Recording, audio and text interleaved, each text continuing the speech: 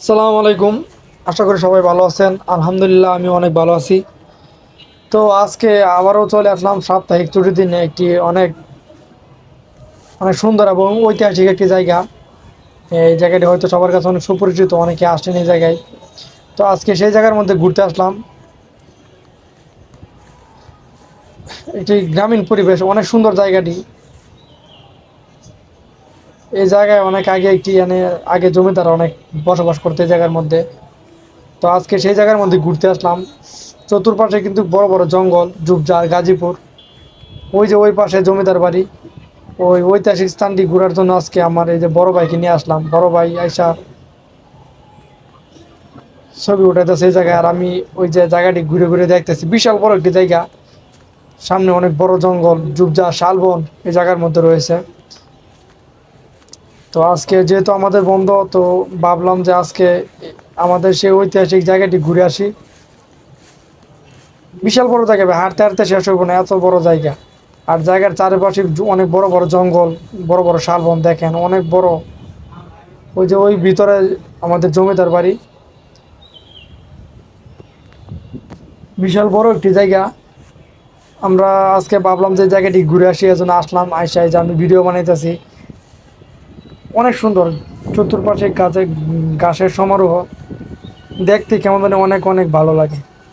এর জন্য আজকে এই যে বড় ভাইকে নিয়ে আসলাম আমাদের সেই ঐতিহাসিক স্থান ঘুরে দেখার জন্য। আশেপাশে অনেক খেজুর গাছ। আর এই যে লোকজনের চলাচল খুবই কম, এই জায়গাতে লোকজনের চলাচল খুবই কম। পাশে একটি হাইওয়ে রুট রয়েছে, যেদিক দিয়া গাড়ি চলাচল করে। এবং আমরা এই জায়গাটি আজকে ঘোরার জন্য আসলাম। আর আমি সেই জায়গাটি ঘুরে ঘুরে ওই যে এক ভাইও আসছে সেই জায়গায় ঘুরে, ওই যে পিছনে জমিদার বাড়ি, বিশাল বড় জমিদার বাড়ি। এখানে আগের রাজারা এখানে বসবাস করতো।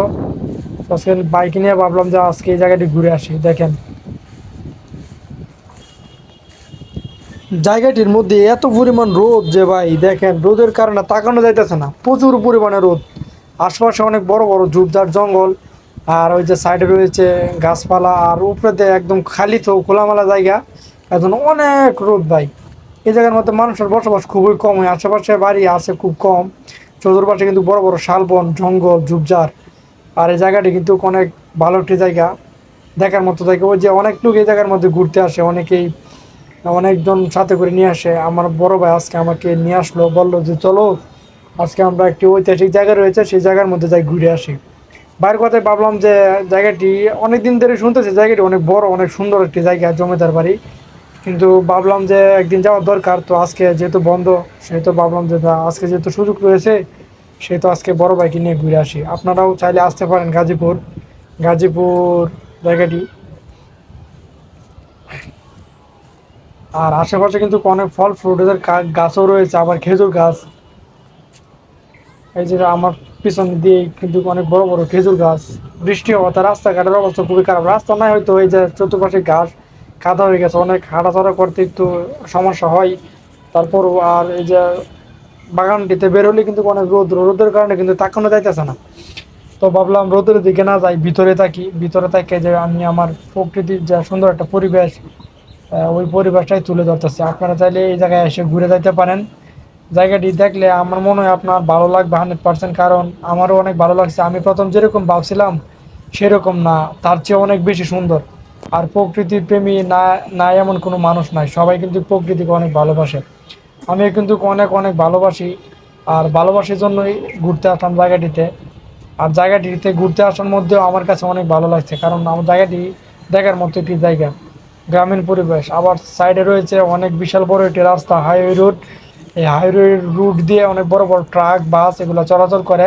আর এই দিক দিয়ে মানুষের চলাচল খুবই কম, এক কথায় অনেক কম। এই জায়গার মধ্যে যারা আসে, আশেপাশে কয়েকজন পাওয়া যায়, তারা কিন্তু আমাদের মতো এই জায়গায় ঘুরতে আসে, ঘোরার মতো একটি জায়গায় জন্য ঘুরতে আসে। আমি আজকে আসলাম, সামনে দেখি আবার সামনের সপ্তাহে বন্ধ পাইলে কোথায় যাওয়া যায়। আশা করি সামনের সপ্তাহে এরকম একটি ভালো প্লেসে যে ভিডিও বানিয়ে আপনাদের মধ্যে তুলে ধরবো আশা করি।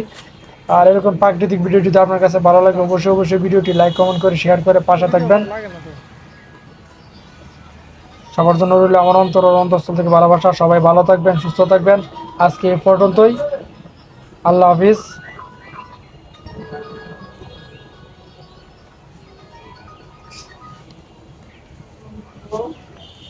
সর্বশেষ একটি কথাই বলবো,